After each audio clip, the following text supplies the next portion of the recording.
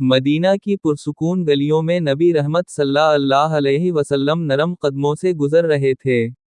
हर रोज एक शख्स छत पर खड़ा होकर आप सल्लल्लाहु अलैहि वसल्लम पर राख डाल देता, मगर आप सल्लल्लाहु अलैहि वसल्लम बगैर कुछ कहे मुस्कुरा कर आगे बढ़ जाते।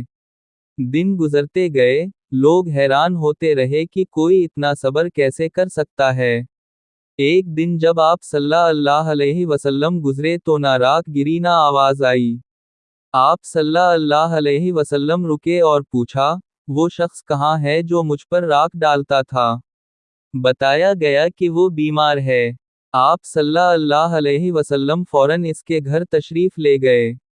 दरवाजा खिला, रोशनी अंदर फैली, और आप सल्लल्लाहु अलैहि वसल्लम ने नरमी से फरमाया, कैसे हो मेरे भाई? वो कांपती आवाज में बोला, आप मेरे दुश्मन होकर भी मेरा हाल पूछने आए हैं। आप सल्लल्लाहु अलैहि वसल्लम ने मुस्कुरा कर फरमाया, हम बदला लेने नहीं, रहमत देने आए हैं। ये सुनकर इसकी आंखों से आंसू बहने लगे। इसने कहा, मैं गवाही देता हूँ कि अल्लाह के सिवा कोई माबूद नहीं और आप अल्लाह के सच्चे रसूल हैं। नबी सल्लल्लाहु अलैहि वसल्लम ने दुआ फरमाई और कमरा नूर से भर गया। मदीना की फिजा में सुकून उतर आया, क्योंकि सब्र ने नफरत को ईमान में बदल दिया।